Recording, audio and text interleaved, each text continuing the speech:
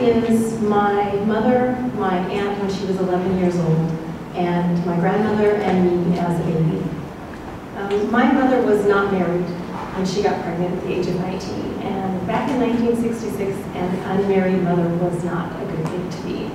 The young man who got her pregnant wasn't ready to be a father or get married, and my grandparents decided that my mother should move with them from California to Arizona, and that's where I was born a few months later.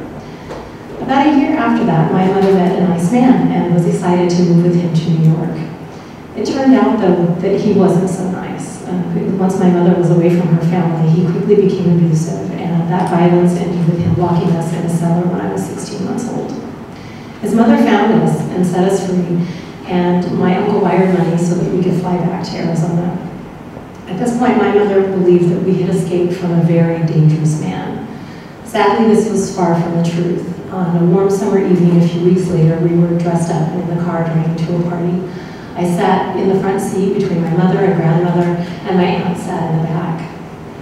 A car passed us on the highway, and there he was. He had followed us from New York. He was angry, driving aggressively, and signaling that my grandmother should pull over. She didn't want to have an accident, and my mother said, he probably just wants to talk. So she pulled to the side of the road, and he pulled his car in front of us. He got out and came to my mother's side of the car.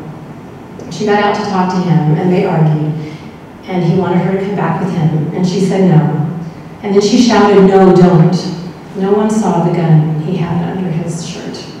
He pulled it out and shot her once in the chest. And then he pointed the gun at me. She turned and he shot her in the back, and she fell across me on the seat. By this time, my grandmother was already running around the car to stop him, and he turned and shot her 4 times. She fell to the ground, and then he went to the back door of the car, opened it up, and pointed the gun at my aunt. She held up a blanket. Click, click.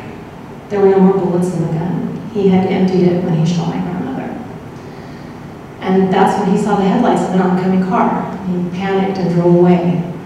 My grandmother called out to my aunt, "Are you there? You have to signal the car." So my aunt got out of the car and used her blanket to signal for help.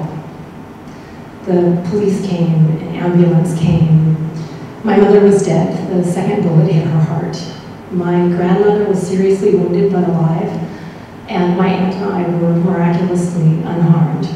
The killer was caught, and he died in prison many years later. I grew up with the story. I always knew that my mother died trying to protect me, that my grandmother had risked her life to save us all, that my 11-year-old aunt was strong enough to try to stop bullets with a blanket, to get out of the car and signal a stranger who stopped to help. So why am I sharing this tragic story with you? Well, today I want to talk to you about heroes. So first let me define what a hero is.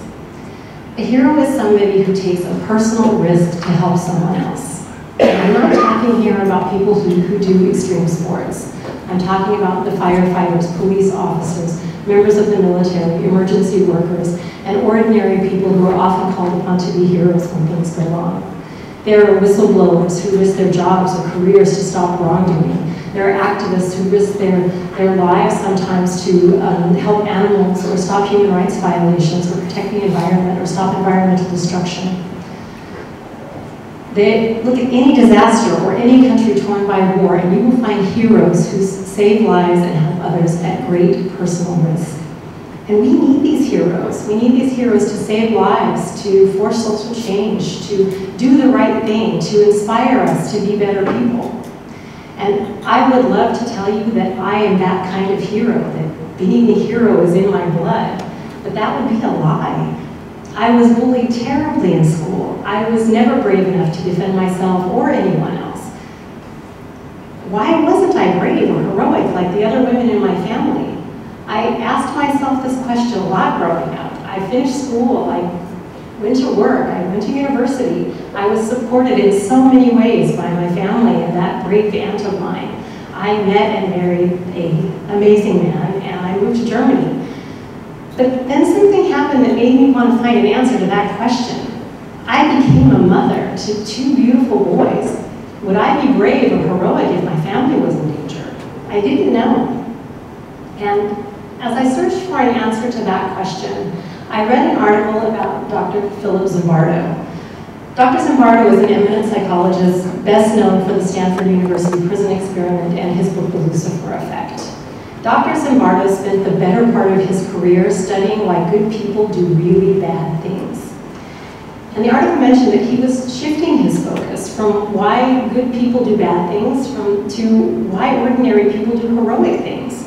He discovered that heroes share certain characteristics and that we can all learn to develop these characteristics. He founded the Heroic Imagination Project to teach people of all ages to be heroic. And that meant that someone like me, who was not brave and not heroic, could learn to be. And that was an amazing thought to me. The article also mentioned Matt Langdon, and Matt is the founder of the Hero Construction Company and the Hero Roundtable Conference. And he helps schools develop a culture of heroism. So I contacted Matt, and that was the beginning of my own heroic journey. And I'm happy to tell you that heroes are not born, they are made, and we have a chance to create a heroic society where doing what's right is expected and rewarded. So, becoming a hero, though, doesn't happen all at once. It is a step-by-step process that starts with being what we call an everyday hero. So, let's talk about what is an everyday hero and why would you want to be one. So, let me give you another definition. An everyday hero is somebody who actively works to make the world a better place. And to find the everyday heroes, you don't need to look any further than your own community. There are people helping the homeless or the elderly. There are people volunteering their time to help young people or work at animal shelters. There are people volunteering their time and energy and money and great ideas to making the world a better place and helping the environment. And we need these heroes too. We need them to improve lives and to inspire us to be better people. So let's talk about what we can do to become everyday heroes. One of the first things we need to do is see problems as challenges that need to be solved. And remember, I work with young people, so how do we motivate kids to see problems as challenges that need to be solved and encourage them that this is rewarding? Well, one of the first things I thought that I could teach people or tell, but one of the best things I thought I could tell students was how smart they are, because smart people solve problems, right? Well, it turns out that you should never, ever tell your students, your children, anyone how smart they are. And I know that that sounds wrong, so hear me out. When I say, wow, good job, you must be really smart, then you think, whew, good thing I'm one of the smart people, thanks. Now, what happens when you make a mistake or you come across a problem you can't solve? Then you think, uh-oh, Michelle said I was smart, but I don't know how to solve this problem, or I just made a mistake. Dr. Carol Dweck, a psychology professor from Stanford University, calls this a fixed mindset. And praising you for being smart can paralyze you because you're afraid of making mistakes or afraid that it might show that you're not so smart after all. There's a better way. When you learn new things, your brain grows like a tree and the neural pathways get stronger when you keep trying and making mistakes and keep working until you succeed.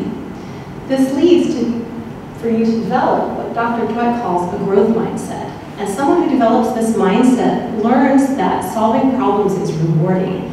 And in a world that's full of problems to be solved, we need everyday heroes with a growth mindset to see society's problems as challenges that can be solved.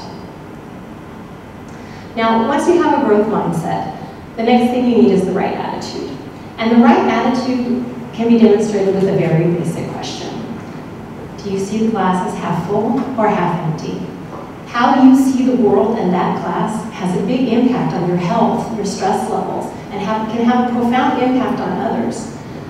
You can not only learn to see the glass as half full, but that you can actually keep filling it up by practicing mindfulness. Mindfulness is a proven method for helping you focus, helping you deal with stress and other anxieties in your life. Mindfulness is also a proven method for helping children with attention deficit disorder, helping employees prevent burnout, and helping soldiers who suffer from post-traumatic stress disorder. Mindful principles include being thankful, not only for what you have, but what others do for you. Being grateful and taking the time to say thank you makes you a happier person. Choosing to be optimistic.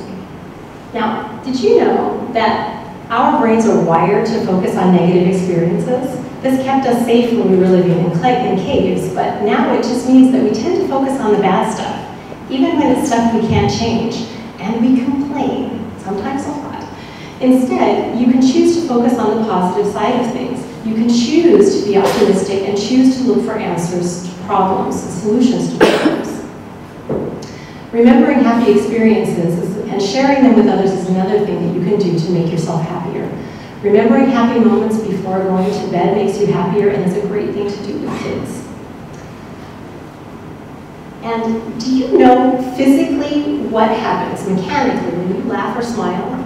The muscles in your cheeks press on a nerve that is directly linked to your brain. So when you do this for 30 seconds, maybe privately, your body actually starts to produce hormones that make you feel good.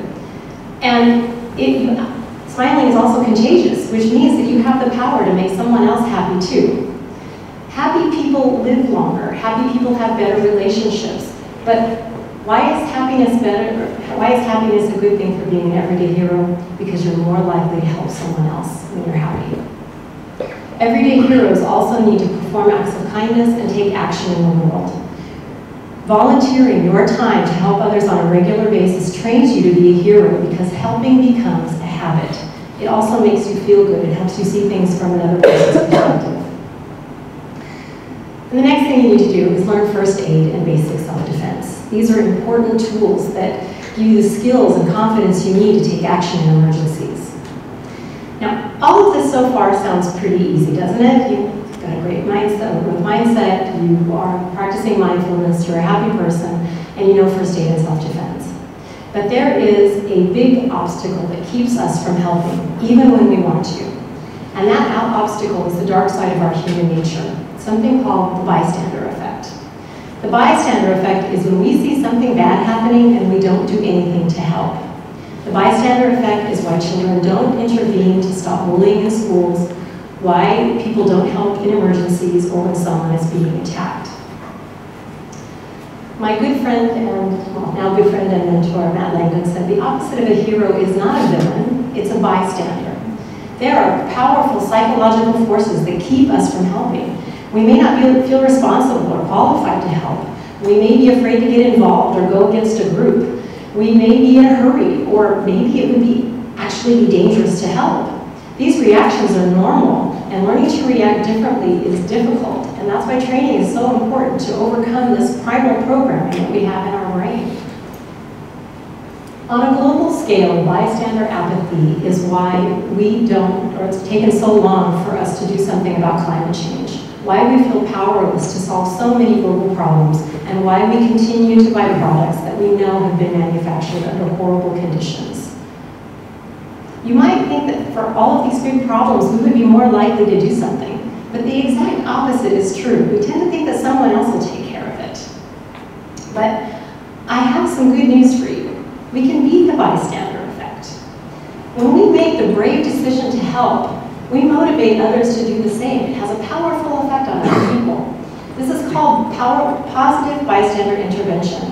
And when you make these decisions to intervene and help for others, it has such a powerful effect and helps you create an environment where other people will help as well. On a global scale, taking time to support local groups or global groups who are doing better things in the world, you motivate others to do the same. And together we can achieve so much more. It's not about you or me, it's about being an everyday hero and making a change in the world. This is the part where I ask you to do something, because every single thing you do makes a difference in this world, one way or the other. First thing I want you to do is think about some of the problems we face. We worry about terrorism, violence, we worry about the environment, we worry about a lot of different things. Children worry about bullying in schools, and they worry about a lot of the same problems that we do. And now I want you to imagine our impact, or the impact we can have on society as everyday heroes. when we learn to see these problems as challenges that we can solve, when we learn to deal with our emotions and stress, when we learn that being kind impacts others, when we learn to take responsible action because we've learned to assess situations. My dream for the future is to teach all of our children, citizens, and leaders to be everyday heroes, to teach them that kindness and courage are as important as their financial and academic achievements. Now, I know that that is a very big dream, but it all starts with taking small steps. Be kind. Volunteer your time to help others. Feed someone who's hungry. Educators can map their community with their students and look for local problems that need to be solved. Use social media to spread great ideas, to look at stories that make you feel good and make a positive impact in the world. Spend your money on fair and sustainable products. Pressure your governments and your communities to be fair and sustainable as well, and companies. Be an activist for things that matter to you. Sign up for first aid and self-defense classes. But most importantly, help us accelerate this heroic movement by implementing heroic courage, heroic education in your schools, universities, workplaces. This is not a utopian idea. This is a blueprint. And together we can make a society that is more heroic. And this brings me back to my original question. Will I ever be as brave and heroic as the other women in my family? I don't know. I may have the fortune to never have to find out. But I can be prepared. And if I can be prepared, I know that you can too. Please join me, set your sails, and learn what it takes to be an everyday hero. Thank you very much.